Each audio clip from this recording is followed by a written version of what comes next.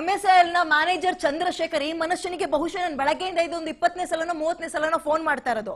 ಆರಂಭದಲ್ಲಿ ಎತ್ತಿದ್ರು, ವಿಚಾರ ಇದು ಒಂದು ಗೊತ್ತಾಗ್ತಿದ್ದಂತೆ ಪುಣ್ಯಾತ್ಮ ತಲೆ ಮರೆಸ್ಕೊಂಡಿದ್ದಾರೆ. ನೀವು ಇಲ್ಲಿ ತಲೆ ಮರೆಸ್ಕೋಬಹುದು ರೀ, ಆಫೀಸಲ್ಲಿ ಹೋಗಿ ತಲೆ ಎತ್ತಲ್ವಾ ನೀವು? ಆಫೀಸಲ್ಲಿ ಕೆಲಸ ಮಾಡಲ್ವಾ?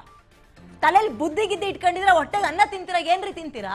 ಒಬ್ಬ ಹೆಣ್ಮಕ್ಳನ್ನ ಯಾವ್ದೋ ಕಳ್ತನದ ಆರೋಪ ಹೊರಿಸಿ ಇನ್ನೊಂದು 4 ಜನ ಹೆಣ್ಮಕ್ಳನ್ನ ಅಕ್ಕಪಕ್ಕ ಇಟ್ಕೊಂಡ್ಬಿಟ್ರೆ ನಿಮ್ಮನ್ನ ನೀವು ಏನ್ ಅನ್ಕೋಬಿಟ್ಟಿದ್ದೀರಾ? ಕಳ್ತನದ ಆರೋಪ ಹೊರಿಸ್ತೀರಿ, ಯಾವ್ದೋ ರೂಮ್ ನಲ್ಲಿ ಹೋಗಿ ಬಟ್ಟೆ ಬಿಚ್ಚು ಅಂತ ದಬಾಯಿಸ್ತೀರಿ ಅಂದ್ರೆ ಯಾರು ನಿಮ್ಗೆ ಅಧಿಕಾರ ಕೊಟ್ಟಿರೋದು? ಯಾರ್ರಿ? ಇದು ಬಹಳ ಸೆನ್ಸಿಟಿವ್ ವಿಚಾರ. ನಾನು ಆರಂಭದಿಂದಲೂ ಹೇಳ್ತಾ ಇದ್ದೀನಿ. ಅಂಡ್ ಎಡಿಟೋರಿಯಲ್ ಟೀಮಿಗೆ ನಾನು ದಯವಿಟ್ಟು ಕ್ಷಮೆ ಕೇಳ್ತಾ ಇದ್ದೀನಿ. ಈ ಹಲ್ಕ ಅನ್ನೋ ಪದ ಬಳಸಬಾರ್ದು. ಬಟ್ ಇವ್ನು ಮಾಡ್ತಾ ಇರೋದು ಹಲ್ಕಟ್ಗಿರಿನೇ. ಅವನು ಇವನು ಅಂತೆಲ್ಲ ಕರಿಬೇಕಾಗುತ್ತೆ. ಅವರು ಇವರು ಅಂತ ಕರೆಸ್ಕೊಳ್ಳೋ ಯೋಗ್ಯತೆ ಇದೆಯಾ? ಹೆಣ್ಮಕ್ಳು ವಿಚಾರದಲ್ಲಿ ಹಿಂಗ ಆಟ ಆಡಿ ಸರಿ ಆಯ್ತು ಸ್ಟೇಷನ್ಗೆ ಹೋದ್ರೆ ಏನ್ರಿ ಹೇಳ್ತಾರೆ? ಸ್ಟೇಷನ್ಗೆ ಹೋದ್ರೆ ಆಗಿದ್ದಾಗೋಯ್ತು ಬಿಟ್ಬಿಡಿ, ಕಾಂಪ್ರಮೈಸ್ ಆಗಿ ಅಂತ. ಕಂಟೆಂಟ್ ಸ್ಟ್ರಾಂಗ್ ಆಗಿದೆ. ನಿಮ್ಮನೆ ಮಕ್ಳಿಗೂ ಹಂಗಾಗ್ಲಿ, ಆಗಿದ್ದಾಗ್ಲಿ ಅಂತ ಬಿಟ್ಬಿಡ್ಲಿ. ನಿಮ್ಮನೆ ಹೆಣ್ಮಕ್ಳಿಗೂ ಹಂಗೆ ಆಗ್ಲಿ. ಆಫೀಸಿಗೆ ಅಥವಾ ಓದಕ್ಕೆ ಎಲ್ಲಿಗಾರ ಕಳಿಸಿರ್ತಿರಲ್ಲ, ಕಳ್ತನದ ಆರೋಪನ ಮತ್ತೊಂದು ಏನೋ ಟಾರ್ಗೆಟ್ ಮಾಡ್ಕೊಂಡು ವಾಶ್ರೂಮ್ಗೋ ಅಥವಾ ಇನ್ಯಾವುದೋ ರೂಮಿಗೆ ಕರ್ಕೊಂಡು ಹೋಗಿ ಡ್ರೆಸ್ ಬಿಚ್ಚು ಅಂತ ಹೇಳಿ ಹಂಗೆ ಮಾಡ್ಲಿಕ್ಕಂಡ್ರಿ ಚಂದ್ರಶೇಖರ್. ನಿಮ್ಮನ್ನ ಇನ್ನೂ ಹೆಂಗ್ರಿ ಕೆಲಸದಲ್ಲಿ ಇಟ್ಕೊಂಡಿದ್ದಾರೆ? MSL ಎಂತ ಡಿಪಾರ್ಟ್ಮೆಂಟ್ ರೀ? ಕಳಂಕ ನೀವುಗಳೆಲ್ಲ. ಅವ್ರ ಜೊತೆಗೆ ಅವ್ರು ಯಾರೋ ನಳಿನಿ ಅಂತೆ ಆ ಮೇಡಮ್ಮ ಕಾಗಕ್ಕ ಗೂಬಕ್ಕನ ಕತೆ ಹೇಳ್ಕೊಂಡು ಕೂತಿದ್ದಾರೆ. ಯಾವ ಕಾಲದಲ್ರಿ ಇದೀವಿ ನಾವೆಲ್ಲ? ಹೇಳ್ರಿ, ನೀವು FIR ಯಾಕ್ರಿ ತಗೊಳ್ಳಿಲ್ಲ ಅವತ್ತವರು? ಮೇಡಮ್, ನಾವು ಇನ್ಸಿಡೆಂಟ್ ಆದ್ಮೇಲಿಂದನೂ ಕಂಪ್ಲೀಟ್ ಆಗಿ ನಾವು ಫಾಲೋ ಅಪ್ ಮಾಡ್ತಾನೆ ಇದ್ದೀನಿ. ಎಲ್ಲ ಕಡೆ ಕಂಪ್ಲೇಂಟ್ ಮಾಡಿದ್ದೀನಿ. ಯಾವ FIR ಯಾವುದು ಮಾಡಕ್ ರೆಡಿ ಇರ್ಲಿಲ್ಲ. ಆಮೇಲೆ ಇವರು ಇದರಲ್ಲಿ ನಿಮ್ದು ತಪ್ಪಿದೆ. ಒಂದು, ನೀವು ಓದ್ದೆಲ್ಲ ಇರೋ ಹೆಣ್ಮಗ್ಳಲ್ಲ, ಹೋಗಿ ಕೆಲಸ ಮಾಡ್ತಾ ಇದ್ದೀರಿ, 1000 ರೂಪಾಯಿ ಸಂಬಳ ತಗೊಂತಾ ಇದ್ದೀರಿ. ಅಂಡ್ ಹೊರಗಡೆ ಹೆಂಗಿರ್ಬೇಕು ಅನ್ನೋ ಪ್ರಜ್ಞೆ ನಿಮ್ಗೂ ಇರಬೇಕು. ಯಾವನೋ ಒಬ್ಬ ಬರ್ತಾನೆ, ನಿಮ್ ಮೇಲಧಿಕಾರಿನೇ ಇರ್ಬೋದು ರೀ, ನಿಮ್ ತನ ಹೆಂಗ್ ಬಿಟ್ಕೊಡ್ತೀರಿ ನೀವು? ಈ ಅತ್ಯಾಚಾರ ಅಥವಾ ರೇಪ್ ಅನ್ನೋದು ಬರೀ ದೈಹಿಕವಾಗಿ ಆಗ್ಬೇಕು ಅಂತಲ್ಲ, ನಿಮ್ಗಾಗಿರೋದು ಅವತ್ತು ಮೆಂಟಲ್ ರೇಪ್. ಅದು ನೋಡ್ಕೊಂಡು ಸುತ್ತಮುತ್ತ ನಳಿನ, ವೀಣಾ ಮತ್ತಿನ್ಯಾರ ಆ ಚಂದ್ರಶೇಖರ್ ಹೇಳಿದನ್ನ ಕೇಳ್ತಾರೆ, ಕುಣ್ಕೊಂಡು ಕೂರ್ತಾರೆ ಅಂದ್ರೆ ನಾನು ನಿಮಗೆ ಅಳಿಸ್ಬೇಕು ಅನ್ನೋದು ನನ್ನ ಉದ್ದೇಶ ಅಲ್ಲ madam. I am really sorry. ನಿಮ್ಗೆ ಅಳಿಸ್ಬೇಕು ಅನ್ನೋದು ನನ್ನ ಉದ್ದೇಶ ಅಲ್ಲ. ನಿಮಗೆ ಅವತ್ತಾಗಿದ್ದು ದೈಹಿಕ ಅತ್ಯಾಚಾರ ಅಲ್ಲಂದ್ರೂ ಮಾನಸಿಕ ಅತ್ಯಾಚಾರ ಅಂತಾನೆ ಕರೆಯೋದು. ಅದನ್ನ ನೀವು ಕೇಳಬಾರ್ದಿತ್ರಿ. ಇದಲ್ಲ ಅಂದ್ರೆ ಇನ್ನೊಂದು ಹೋಗ್ತೀನಿ ಅನ್ಬೇಕಿತ್ತು. ಓದಿರೋದು ಕೆಲಸ ಅಲ್ವೇನ್ರಿ ಕೈಯಲ್ಲಿ ನಿಮ್ಗೆ? ಅವ್ರು ಹೇಳಿದ ತಕ್ಷಣ ನೀವು ಹೆಂಗ್ರಿ ಕೇಳ್ತೀರಿ? ಆ ಟೈಮಲ್ಲಿ ಏನ್ ಮಾಡ್ಬೇಕಂತ ಗೊತ್ತಾಗಿಲ್ಲ ಮ್ಯಾಮ್. ಎಲ್ಲರೂ ಒಂದಾಗಿದ್ದಾರೆ, ನಾನು ಒಬ್ಳೇ ಒಂದಿದ್ದೀನಿ ಅಲ್ಲಿ. ಮದುವೆ ಆಗಿ 3 ಜನ ಹೆಣ್ಮಕ್ಳಿದ್ದಾರೆ. ಆ ಮನೆಗೆ ಹೋಗಿ ಇನ್ಸಿಡೆಂಟ್ ಗೊತ್ತಾದ್ಮೇಲೆ ಗಂಡನಿಗೆ ಹೆಂಗ್ ಮುಖ ತೋರಿಸ್ತಾರೆ ಸರ್? ಮಕ್ಕಳು ಓದ್ತಾ ಇದ್ದಾರೆ, ನಾನು ಆಫೀಸಿಗೆ ಕರ್ಕ ಬಂದಿದ್ರು, ಅವ್ರಿಗೆ ಏನು ಉತ್ತರ ಕೊಡ್ತಾರೆ? ಮಕ್ಕಳು ಏನಮ್ಮ ಏನೇ ಇರಲಿ, ನಾನು ಹೇಳೋದಿಷ್ಟೇ, dignity of woman has to be the foremost concern. ಇಲ್ಲಿ ಲಿಬರ್ಟಿ. ಅವರು ಮತ್ತೆ ಹೇಳಿ ಕೇಳಿ ಒಂದು ಹೆಣ್ಮಗಳು ಅಂತೇಳಿ ಅದು ಎಜುಕೇಟೆಡ್, ಅವ್ರಿಗೆ ಹಾಗೆ ನಡೆಸ್ಕೊ, ಯಾರಿಗೆ ಆಗಲಿ ಎಜುಕೇಟೆಡ್ ಇರಲಿ, ನಿಮ್ಮನ್ನ ತುಂಬಾ ಕ್ರೂರವಾಗಿ ನಡೆಸ್ಕೊಂಡಿದ್ದಾರೆ. ಕ್ರೂರತ್ವ ಅನ್ನೋ ಪದನೂ ಸರಿಯಾಗಲ್ಲ ಅದಕ್ಕೆ. ಅನಿಮಾಸಿಟಿ, ಪ್ರಾಣಿಗಳ ತರ ನಡೆಸ್ಕೊಂಡಿದ್ದಾರೆ. ನನಗಿದಕ್ಕೆ ನೀವು ಅದನ್ನೇ ಹೇಳಿದ್ವು, ಇಡೀ ಸಮಾಜ ನಾವು ಕ್ಷಮೆ ಕೇಳ್ಬಿಡ್ತೀವಿ. ಅಂಡ್ ನಾನು ನಿಮಗೆ ಭೇಷ್ ಅಂತೀನಿ. ಇಂಥ ಸುದ್ದಿ ಇಟ್ಕೊಂಡು ಆಗಿದ್ದಾಗ್ಲಿ ನನ್ನ ಮರ್ಯಾದೆ ಹೋಗ್ಬಿಟ್ರೆ ಅನ್ಕೊಂಡು ನೀವು ಕೂರ್ಲಿಲ್ಲ, ಹೊರಗೆ ಬಂದಿದ್ದೀರಿ ನ್ಯಾಯ ಸಿಗಬೇಕು ಅಂತ. ಅಂಡ್ ನಾನು ಇಲ್ಲಿ ನಿಮ್ಮನ್ನ ದಲಿತ ಹೆಣ್ಮಗಳು ಮತ್ತೊಂದು ಹೆಣ್ಮಗಳು ಅಂತ ಕನ್ಸಿಡರ್ ಮಾಡಲ್ಲ ಮೇಡಮ್. ಅವರು ಏನ್ ಬೇಕಾದ್ರೂ ಕೊಟ್ಕೊಂಡ್ಲಿ, ಒಬ್ಬ ಹೆಣ್ಮಗಳು ಅಂತ ಅಷ್ಟನ್ನೇ ನೋಡ್ತೀನಿ ನಾನು ನಿಮ್ಮನ್ನ. ನೀವು ಹೆಣ್ಮಕ್ಳ ವಿಚಾರ ಹೆಂಗಾಗ್ತಾ ಇದೆ ಅಂದ್ರೆ, ನೀವು ಹೇಳಿದ್ರಲ್ಲ ಹೆಣ್ಮಕ್ಳೇ ಶತ್ರು ಸರ್ ಇವಾಗ. ನೋಡಿ, ಈಗ ನಾನು ಅದನ್ನೇ ನೋಡ್ತಾ ಇದ್ದೀನಿ. They should have been in the front in at least giving Har justice. ಅದು ಮಾಡಿಲ್ಲ ಇಲ್ಲಿ. ಮಕ್ಕಳು ಏನಮ್ಮ ಹಿಂಗಾಗ್ತಿದೆ ಅಂತ ಕೇಳ್ತಾರೆ ಮ್ಯಾಮ್. ಅವ್ರಿಗೂ ನಾನು ಆಫೀಸ್ಗೆಲ್ಲ ಕರ್ಕೊಂಡು ಬರ್ತಾ ಇದ್ದೆ ಮುಂಚೆ. ನಳಿನಿ ಅವ್ರಿಗೆ ನನ್ನ ಮಕ್ಕಳು ತುಂಬಾ ಚಿಕ್ಕವ್ರು ಇದ್ದಾಗ್ಲಿಂದನೂ ಗೊತ್ತಿದೆ ಅವರಿಗೆ. ಎಷ್ಟು ವರ್ಷದಿಂದ ಕೆಲಸ ಮಾಡ್ತಾ ಇದ್ದಾರೆ? 8 ವರ್ಷದಿಂದ ಮಾಡ್ತಾ ಇದ್ದೆ ಒಂದೇ ಕಡೆ. ನಳಿನಿ ಅವ್ರಿಗೂ ಗೊತ್ತು ನಾನು ಏನು ವರ್ಕರ್, ನಾನು ಹೆಂಗೆ ವರ್ಕ್ ಮಾಡ್ತೀನಿ, ಏನು ಆಯ್ತಾ ಅಂತ ಎಲ್ಲರಿಗೂ ಗೊತ್ತು ಅವ್ರಿಗೆ. ಆದರೆ ಆ ಕಂಪ್ಲೇಂಟ್ ಅವ್ರ ಮೇಲೆ ಕಂಪ್ಲೇಂಟ್ ಮಾಡಿ ಅವರು MD ಸರ್ ಹತ್ರ ತಪ್ಪೊಪ್ಪಿಗೆ ಮಾಡಿಕೊಂಡು ಅವ್ರಿಗೆ ಇನ್ಸಲ್ಟ್ ಆಯ್ತಲ್ವಾ. ಇನ್ಸಲ್ಟ್ ಆಗಿ ಅವರು ಹಾಗೆ ತನ ಸ್ಟಾರ್ಟ್ ಮಾಡಿದೆ. ಅಲ್ಲಿಂದ ಅವರು ಕೆಲಸದಿಂದ ತೆಗಿಸ್ಲೇಬೇಕಂತ. ಇವ್ರ ಮೇಲಧಿಕಾರಿಗಳು ಯಾರು ಇಲ್ವಾ? ಈ ಚಂದ್ರಶೇಖರ್ ಅವ್ರ ಮೇಲೆ ಇನ್ಯಾರು ಇಲ್ವಾ? ಅವ್ರೇನ್ ಮಾಡ್ತಾ ಇದ್ದಾರೆ? ಮತ್ತೆ ಎಲ್ಲ ಒಟ್ಟಾಗಿದ್ದಾರೆ, ಎಲ್ಲ ಒಟ್ಟಾಗಿ ಶಾಮೀಲಾಗಿರ್ತಾರೆ ಮ್ಯಾಮ್. ಯಾಕಂದ್ರೆ ಇಲ್ಲ ಅಂದಿದ್ರೆ ಒಂದು ಆ ಹೆಣ್ಣು ಮಗಳಿಗೆ ನಡೆಸ್ಕೋಬಾರ್ದ ರೀತಿಯಲ್ಲಿ ನಡೆಸ್ಕೊಂಡಿದ್ದಾರೆ. ಆಫೀಸಲ್ಲಿ ಬಟ್ಟೆ ಬಿಚ್ಚು ಅಂದ್ರೆ ಹುಡುಗಾಟನ ಸರ್? ಇದಾದ್ಮೇಲೆ ಇನ್ನೊಬ್ರ ಜೊತೆಗೆ ಸಂಬಂಧ ಕಟ್ಸೋದು, ಇದು ಕಟ್ಬಿಡೋದು. ಇದು ಹೆಂಗಾಗ್ತಾ ಇದೆ ಅಂದ್ರೆ ಹೆಣ್ಮಕ್ಳು ವಿಚಾರದಲ್ಲಿ. ಆಮೇಲೆ ಇದ್ರಲ್ಲಿ ಗಂಡು ಮಕ್ಳು ಪಾತ್ರ ಕಡಿಮೆ, ಹೆಣ್ಮಕ್ಳೇ ಜಾಸ್ತಿ. ಆಕೆ ಸಮಾನವಾಗಿ ನಾನು ಬೆಳೆಯಕ್ಕಾಗ್ಲಿಲ್ವಾ, ನನಗೆ ತಲೆಯಲ್ಲ ತಾಕತ್ತಿಲ್ವಾ, ಬುದ್ಧಿ ಇಲ್ವಾ, ಇನ್ನೇನಾದ್ರು ಅದೇನೋ ಅಂತಾರಲ್ಲ, ಎಲ್ಲವೂ ಮುಗಿದಾದ್ಮೇಲೆ ಕೊನೆ ಅಸ್ತ್ರ ಅಪಪ್ರಚಾರ ಅಂತ. ಯಾರ್ದೋ ಜೊತೆಗೆ ಸಂಬಂಧ ಕಟ್ಟಿಬಿಡೋದು, ಯಾರ್ದೋ ಜೊತೆಗೆ ಮಂಚ ಹತ್ತಿಸ್ಬಿಡೋದು, ತನ್ನ ಕೈಲಾಗ್ಲಿಲ್ವಾ ಅವಳು ಬೆಳಿಕ್ ಕುಡ್ದು ಅದಕ್ಕೆ ಅಡ್ಡದಾರಿ ಹಿಡಿಯೋದು. ಮದ್ವೆ ಆಗಿರುತ್ತೆ ಸರ್, ಗಂಡ ಏನೋ ತಪ್ಪಾಗಿ ತಿಳ್ಕೊಂಡ್ಬಿಟ್ಟಪ್ಪ, ಟಚ್ಚು ಡಂಗ ಕುಡ್ದು, ಅವಾಗ ಏನ್ ಮಾಡ್ಬೇಕು? ಆಕೆ ಸಂಸಾರ ಏನು, ಈ ಕಡೆ ಕೆಲ್ಸ ಇಲ್ಲ, ಈ ಕಡೆ ಗಂಡನು ಇನ್ನೇನೋ ಮಾಡ್ಕೊಂಡು ಹೋದ್ರು. ಆಮೇಲೆ ಹೆಣ್ಮಕ್ಳೇ ಇದ್ರಲ್ಲಿ ಪಾಲ್ಗೊಳ್ತಾ ಇದ್ರಲ್ಲ, ಅದು ಶೇಮ್ ಆಗ್ತಿದೆ ನನಗೆ. ಈ ಕಾನೂನು ಮಾಡಿರೋದು ವರ್ಕ್ ಪ್ಲೇಸ್ ಅಲ್ಲಿ ಹರಾಸ್ಮೆಂಟ್ ಆಗಬಾರ್ದು ಅಂತ. ಇಲ್ಲಿ ಆ ಡಿಪಾರ್ಟ್ಮೆಂಟ್ ಒಟ್ಟಾದಾಗ ಏನ್ ಮಾಡೋಣ ಸರ್ ನಾವು? ಸತ್ತಿದೆ ಅದ್ ಮಾಡಿ ಏನ್ ಪ್ರಯೋಜನ? ಅದು ಸತ್ತಿದೆ ಅಂತ ಹೇಳಿದ್ರು, ನ್ಯಾಯ ಅಲ್ಲಿ ಸತ್ತಿದೆ.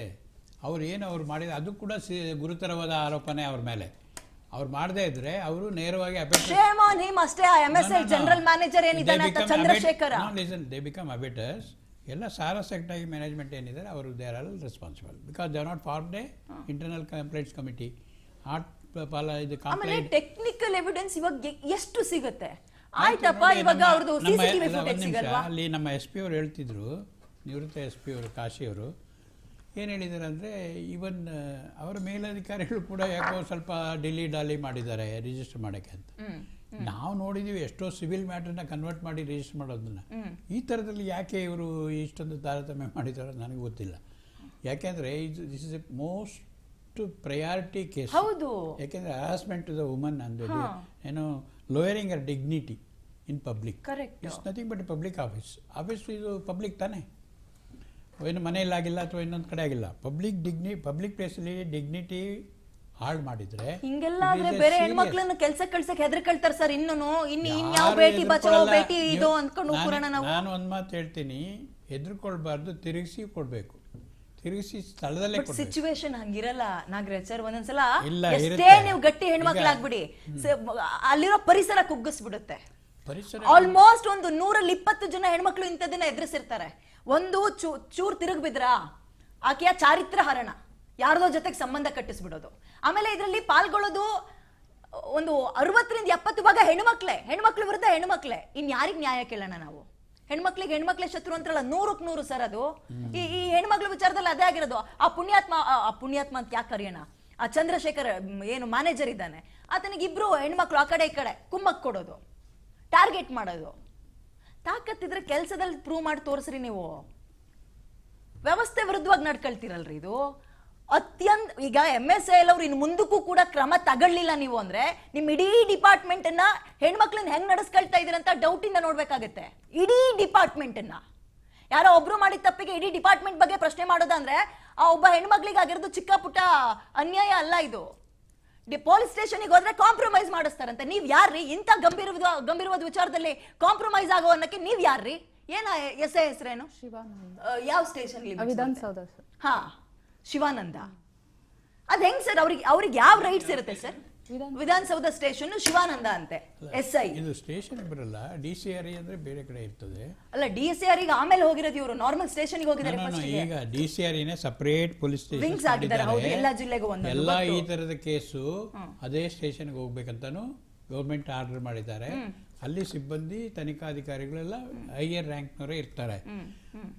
ಇದರಿಂದ ಇಲ್ಲಿ ಲೋಕಲಲ್ಲಿ ರಿಜಿಸ್ಟರ್ ಮಾಡಿದ್ರು ಕೂಡ ಅಲ್ಲಿಗೆ ಕೂಡಲೇ ಟ್ರಾನ್ಸ್ಫರ್ ಕೊಡಬೇಕು. ಅದು ಆಗಿಲ್ಲ. ಇಷ್ಟೆಲ್ಲ ಆದ್ಮೇಲೆ ನೀವು ಮಾಧ್ಯಮಕ್ಕೆಲ್ಲ ಬರ್ತೀರಾ ಅಂದಾಗ ಅವ್ರು ನಿಮ್ಮನ್ನ ಕನ್ವಿನ್ಸ್ ಮಾಡೋದು, ಕಾಂಪ್ರಮೈಸ್ ಆಗೋದು, ಈ ತರದ್ದು ಏನಾದ್ರು ಆಯ್ತಾ? ಯಾಕಂದ್ರೆ ನಿಮ್ ಪರವಾಗೂ ಕೆಲವೊಂದು ಎವಿಡೆನ್ಸ್ಗಳು ಬೇಕಾಗುತ್ತೆ. ನೀವು ಹೇಳಿದ್ನೇ ಕೇಳಕ್ಕೂ ಆಗಲ್ಲ ಅಲ್ವಾ? ಎರಡು ಸೈಡ್ ನೋಡ್ಬೇಕಾಗತ್ತೆ. ಅದಕ್ಕೆ ಹೇಳಿದ್ದು ಇಂಟರ್ನಲ್ ಕಂಪ್ಲೇಂಟ್ಸ್ ಕಮಿಟಿ ಅಂತಿದೆ. ಏನಾದ್ರು ಆಡಿಯೋ ಗಿಡಿಯೋ ಇದೆಯಾ? ಅವರು ಈ DCREಯಲ್ಲಿ ಕಾಶಿ ಸರ್ ಎನ್ಕ್ವೈರಿ ಮಾಡಿದ್ದಾರೆ. ಮಾಡಾದ್ಮೇಲೆ ನನ್ನ ಆಫೀಸಿಗೆ ಕರೀತಾರೆ. ಕರೆದ್ಬಿಟ್ಟು ಅವ್ರು ಹೆಂಗೆ ಹೇಳ್ತಾರೆ ಅಂದ್ರೆ, ನಿನ್ಗೆ ಚಿಟ್ ಫಂಡ್ ಅಲ್ಲ ಬೇರೆ ಡಿವಿಷನಲ್ಲಿ ಕೆಲಸ ಕೊಡ್ತೀನಿ, ಕಂಪ್ಲೇಂಟ್ ವಾಪಸ್ ತಗೋ. ಆಮೇಲೆ 1 ಮಂತ್ ಸ್ಯಾಲ್ರಿ ಹೋಲ್ಡ್ ಮಾಡಿದ್ದಾರೆ, ಇನ್ನೂವರೆಗೂ ಕೊಟ್ಟಿಲ್ಲ ಅವರು. ಇಲ್ಲ, ಮತ್ತೆ ಅಕ್ಟೋಬರ್ 1 ಮಂತ್ ನಾನು ಏನು ಓಡಾಡಿದ್ನೋ ಅದು ಕೂಡ ಸ್ಯಾಲ್ರಿ ಕೊಡ್ತೀವಿ. ಮತ್ತೆ ಬೇರೆ ಡಿವಿಷನ್ ಅಲ್ಲಿ MD ಸರ್ ಹತ್ರ ಮಾತಾಡ್ಬಿಟ್ಟು ನಾವು ಹೇಳ್ತೀವಿ.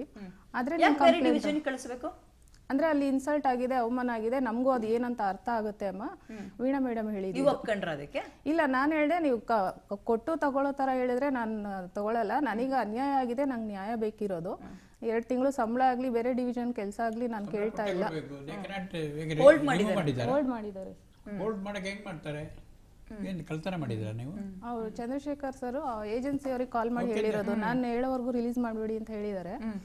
ಅದಾದ್ಮೇಲೆ ಅವರು ಯಾವಾಗ ಕಂಪ್ಲೇಂಟ್ ವಾಪಸ್ ತಗೋ ನಾನು ಕೆಲಸ ಕೊಡ್ತೀನಿ ಅಂತ ಅಂದ್ರು, ನಾನು ಬೇಡ ಅಂತ ಹೇಳಿದೆ. ಓಕೆ, ಕಾಶಿ ಸರ್ ಮತ್ತೆ ಲೈವಿಗೆ ಜಾಯ್ನ್ ಆಗಿದ್ದಾರೆ. ಸರ್ ನನ್ನ ಧ್ವನಿ ಕೇಳಿಸ್ತಾ ಇದೆಯಾ ಇವಾಗ? ಕೇಳ್ತಾ ಇದೆ. ಸರ್ ಈಗ ಈ DCR ಗೆ ಇದು ಒಂಥರ ನಿಜಕ್ಕೂ ಹೈಯೆಸ್ಟ್ ಲೆವೆಲ್ ಅಟ್ರಾಸಿಟಿ ಕೇಸ್ ಇದು ಅಲ್ವಾ? ಎಸ್ ನಾನು ಹೇಳ್ತೀನಿ ಅದು. ಏನ್ ಮಾಡ್ಬೋದು? ಲಾಜಿಕಲ್ ಹೆಂಗ್ ತಗೊಂಡ್ ಹೋಗ್ಬೋದು ಇಂಥ ವಿಷಯಗಳು ಮತ್ತೆ ಮರುಕಳಿಸಬಾರ್ದು ಅಂದ್ರೆ? ಒಂದೇ ಒಂದ್ ನಿಮಿಷ. ನಾಗರಾಜ್ ಸಾಹೇಬ್ರು ಹೇಳಿದ್ದು 100% ನಿಜ. SP is ultimate. ಆದರೆ ಆ ಹೆಣ್ಮಗಳ ಹತ್ರ ನಾನು ಒಂದು ಸರ್ಕ್ಯುಲರ್ ಕೊಟ್ಟಿದ್ದೀನಿ, ಓದಿ ನೋಡಿ. ನಾವು ನಮ್ಮ ಆಫೀಸಲ್ಲಿ ಕೇಸ್ಗಳನ್ನ ಬುಕ್ ಮಾಡ್ತಾ ಇದ್ದಾಗ ನಮ್ಮ DGP ಅಂದ್ರೆ DCRE DGP ಒಂದು ಸರ್ಕ್ಯುಲರ್ ಹೊಡಿಸ್ತಾರೆ. ಸರ್ಕಾರಿ ಅಧಿಕಾರಿಗಳ ಮೇಲೆ SP ಅವರು FIR ಮಾಡಿಸಬಾರ್ದು, ನಮ್ಮ ಅನುಮತಿ ಬೇಕು ಅಂತ. ಆ ಕಾರಣಕ್ಕಾಗಿ ನಮಗೆ ಹಿನ್ನಡೆ ಆಗಿದ್ದು. ಅದನ್ನ ನಿಮ್ಗೆ ಮೊದಲು ಕ್ಲಾರಿಟಿ ಕೊಟ್ಟಿದ್ದೇನೆ. 3 ತಿಂಗಳಾದ್ರೂ ಅವರು ಅನುಮತಿ ಕೊಡಲ್ಲ, ನಾನು ಅದೇ ದಿನ ಬರೆದು ಕಳ್ಸಿದ್ರೆ. ಹಾಗಾಗಿ ಸರ್ ಇನ್ನೊಂದು ಈ ಪ್ರಶ್ನೆ ಇದೆ. ಹೆಣ್ಮಕ್ಳಿಗೆ ಅನ್ಯಾಯ ಆಗಿರೋದು ನಿಜ. ಅಲ್ಲ ಈ DCRE ಅವ್ರಿಗೆ ಶಿಫಾರಸು ಮಾಡೋದ್ರಿಂದ ಅಥವಾ ಕ್ರಮ ಕೈಗೊಳ್ಳೋದು ಒಂದು ನಿಮಿಷ ಕೇಳಿ. ನಾನು ಕಾಶಿಯವರ ಮಾತಿಗೆ ಉತ್ತರ ಕೊಡಬೇಕು. Any directions from the superior officers against the statute is illegal. ಅವ್ರ್ಯಾರು ಕೊಡೋಕ್ಕೆ? ಲಾದಲ್ಲಿ ಏನಿದೆ ಅದು ಮಾಡಬೇಕು ನಾವು ಪೊಲೀಸರು. ಸ್ಟ್ಯಾಚ್ಯೂಟ್ಗೆ ಬದಲಾವಣೆ ಲೆಜಿಸ್ಲೇಚರ್ ಪವರ್ ಇರೋದು, ಅಧಿಕಾರಿಗಳಿಗೆ ಅಧಿಕಾರ ಇಲ್ಲ. ಇದೇನಾ ಕಾಶಿ ಅವರೇ? ಇಲ್ಲ ಅಂದ್ಮೇಲೆ ಅದನ್ನ ಕೋರ್ಟಲ್ಲಿ ಕ್ವೆಶ್ಚನ್ ಮಾಡಿ ಅಂತ ಅಲ್ಲ, ನನ್ಗೊಂದು ಪ್ರಶ್ನೆ ಕಾಡ್ತಾ ಇರೋದು ಕಾಶಿ ಸರ್. ಈಗ DSRE ಅವರಿಗೆ ಶಿಫಾರಸ್ ಮಾಡೋ ತನಕ ಪವರ್ ಇರುತ್ತಾ ಅಥವಾ ಕ್ರಮನೂ ನೀವೇ ಕೈಗೊಳ್ಬಹುದಾ ಅಂತ ನಾನು ಕೇಳ್ತಾ ಇರೋದು. ಕ್ರಮನೂ ನಾವೇ ಪಡೆದುಕೊಳ್ಳಬಹುದು, ಅಲ್ಲ ಕ್ರಮ ಕೈಗೊಳ್ಳಬಹುದು, ಕಾನೂನುಬದ್ಧ ಕೇಸ್ ರಿಜಿಸ್ಟರ್ ಮಾಡಬಹುದು. ಹೌದು. ಆದ್ರೆ ನಮಗೆ ನಮ್ಮ ಮೇಲಾಧಿಕಾರಿ ರಿಟರ್ನ್ ಇನ್ಸ್ಟ್ರಕ್ಷನ್ ಅನ್ನ ಫಾಲೋ ಮಾಡುವ ಬದ್ಧತೆ ಇದೆ. ಮೇಲಾಧಿಕಾರಿಗಳು ರಿಟರ್ನ್ ಲೀಗಲ್ ಆರ್ ಇಲ್ಲೀಗಲ್, ಸಾಹೇಬ್ರು ಹೇಳ್ತಾರೆ ಅದು ಇಟ್ ಇಸ್ ಇಲ್ಲೀಗಲ್ ಅಂತ. ಅದರ ಎಗನೆಸ್ಟ್ ಆಗಿ 2 FIR ಮಾಡಿದಕ್ಕೆ ತತ್ಕ್ಷಣ ಕೇಸನ್ನ ಮೇಲಾಧಿಕಾರಿಗಳು ಅವರ ಕಚೇರಿಗೆ ತೆಗೆದುಕೊಂಡು ಫೈನಲ್ ಮಾಡಿದ್ದಾರೆ. ಹಾಗಾಗಿ ಈ ಹೆಣ್ಣು ಮಗಳಿಗೆ ಅನ್ಯಾಯ ಆಗ್ಬಾರ್ದು. ಯಾಕಂದ್ರೆ ನಾವು ಮಾಡಿದ್ರು ಅವರು ಅದನ್ನ ಉಲ್ಟಾ ಮಾಡ್ತಾರೆ ಅಂತ ನಾವು ಕೇಂದ್ರ ಕಚೇರಿ ರಿಕ್ವೆಸ್ಟ್ ಮಾಡ್ತೀವಿ. ಅವರು ಕೊಡ್ಲಿಲ್ಲ. ಆದಾಗ್ಯೂ 3 ತಿಂಗಳು ನಂತರ ನಾನೇ ಡಿಸಿಷನ್ ತಗೊಂಡು FIR ಮಾಡಿಸ್ತೀನಿ. ಆದರೆ ಅವರ ಮೆಮೋನ ಅವರಿಗೆ ಕೊಡ್ತಾರೆ. ಅದನ್ನ ಇಟ್ಟುಕೊಂಡು ಪರ್ಮಿಷನ್ ಇಲ್ಲ ಅಂತ ಸ್ಟೇ ತಗೊಂತಾರೆ ಈಗ ಹೈಕೋರ್ಟ್ ಅಲ್ಲಿ. ಅದು ಲೀಗಲ್ಲು ಇಲ್ಲೀಗಲ್ಲು ನಾಗರಾಜ್ ಸಾಹೇಬ್ರು ಹೇಳಿದ್ದನ್ನ ನನಗೆ ಸಹಮತ ಇದೆ. ಆದ್ರೆ ಕೋರ್ಟ್ ಕೂಡ ಇವರಿಗೆ ಸ್ಟೇ ಕೊಡುವಾಗ ಈ ಕೇಸಲ್ಲಿ ಅದನ್ನ ಕನ್ಸಿಡರ್ ಮಾಡಿರೋದ್ರಿಂದ I am the not the person to take the decision. ಆ ಪರಿಸ್ಥಿತಿ ಇದರಿಂದ ಈ ಹೆಣ್ಣು ಮಗಳಿಗೆ ಬಂದ ತಕ್ಷಣ ಕಾನೂನು ಕ್ರಮ. ಆದ್ರೆ ಒಂದು ವಿಚಾರ, ಸಾಹೇಬ್ರು ಹೇಳ್ದಂಗೆ ಇವಳು ಜಾಬು ಮತ್ತು ಮಾನ ಗೌರವದ ಉದ್ದೇಶದಿಂದ ಎಲ್ಲರನ್ನು ಕರೆಸಿ ಅವ್ರು ಏನು ಇಂಟರ್ನಲ್ ಕಮಿಟಿ ಮಾಡ್ಲಿಲ್ಲ ಕೆಲಸನ ನಾನ್ ಮಾಡಿದ್ದು. ಗುಡ್ ಸರ್, ಇಂಟರ್ನಲ್ ಕಮಿಟಿನೇ ಮಾಡಿಲ್ಲ ಅವರು. Thank you sir. Internal committee ಮಾಡಿಲ್ಲ, ಥ್ಯಾಂಕ್ ಯು ಅನ್ಕೋಬಿಟ್ರು. ಅಲ್ಲ, ನನ್ನ ಕಾನ್ವರ್ಸೇಷನ್ ಎಂಡಿಗೆ ಹೇಳಲಿಲ್ಲ ನಾನು. ಅಲ್ಲ ನೋಡಿ, ಇಂಟರ್ನಲ್ ಕಾಶಿ ಸರ್ ನಿಮ್ಮ ಕಾನ್ವರ್ಸೇಷನ್ ಎಂಡ್ ಮಾಡಿ ಅಂತ ಥ್ಯಾಂಕ್ ಯು ಹೇಳಲಿಲ್ಲ ನಾನು. ಇವಾಗ ಕ್ರಮ ಕೈಗೊಂಡಿದ್ದಕ್ಕೆ ಥ್ಯಾಂಕ್ ಯು ಅಂದೆ ಹೆಣ್ಮಗಳು ವಿಚಾರವಾಗಿ. ಅದಕ್ಕೆ ಕಾಶಿಗೊಂದು ಮಾತು ಹೇಳ್ತೀನಿ. ಇಂಟರ್ನಲ್ ಕಂಪ್ಲೇಂಟ್ಸ್ ಕಮಿಟಿ ಮಾಡಿಲ್ಲಲ್ಲ ಅವರು, ಕಾಶಿ ಅವರೇ. ಅದ್ರ ಮೇಲೆ ಏನ್ ಕ್ರಮ ಜರುಗಿಸಿದ್ರಿ ನೀವು? ಅದು ಕಾನೂನು ಅಡಿಯಲ್ಲಿ ಈಸ್ ಎನ್ ಅಬ್ಲಿಗೇಷನ್. ಆಮೇಲೆ ಅದು it's one of the most priority. ಯಾಕೆಂದರೆ ಎಲ್ಲೂ ಕೂಡ ಮಹಿಳೆಯರ ಮೇಲೆ ದೌರ್ಜನ್ಯ ಆಗಬಾರ್ದು, especially at work place. So ಇಲ್ಲಿ ನಾವು ಒಂದು 2-3 ಜನ ಪ್ರಶ್ನೆ ಕೇಳಬೇಕಾಗತ್ತೆ. ನಂಬರ್ 1, ಮಹಿಳಾ ಆಯೋಗ ಇಂಥದಕ್ಕೆ ಎಂಟ್ರಿ ಕೊಡಬೇಕು. ಕೊಡಬೇಕು. ಎರಡನೇದು ಇಲ್ಲಿ ಜಾತಿ ಅನ್ನೋದು ಸ್ವಲ್ಪ ಹೈಲೈಟ್ ಆಗ್ತಾ ಇರೋದ್ರಿಂದ ದಲಿತ ಸಂಘಟನೆಗಳು ಎಂಟ್ರಿ ಕೊಡ್ಬೇಕಾಗತ್ತೆ. ತಮ್ಮ ಸಮುದಾಯದ ಹೆಣ್ಣುಮಗಳಿಗೆ ಒಂದು ಆಫೀಸ್ ಒಳಗೆ ಟಾರ್ಗೆಟ್ ಮಾಡಿಕೊಂಡು ಯಾವ ಹೀನಮಾನವಾಗಿ ಯಾವ ಪ್ರಮಾಣದಲ್ಲಿ ಮಾನ ಕಳಿಬೋದೋ, ಕಿರುಕುಳ ಕೊಡ್ಬೋದು, ಅದೆಲ್ಲದನ್ನು ಮಾಡಿದ್ದಾರೆ. ನೋಡಿ, ಯಾವುದೋ ಸಣ್ಣ ವಿಷಯಗಳು ಹ್ಯೂಮನ್ ರೈಟ್ಸ್ ಬರ್ಬೇಕಾಗುತ್ತೆ ಇದಕ್ಕೆ. Exactly, it's violation of dignity.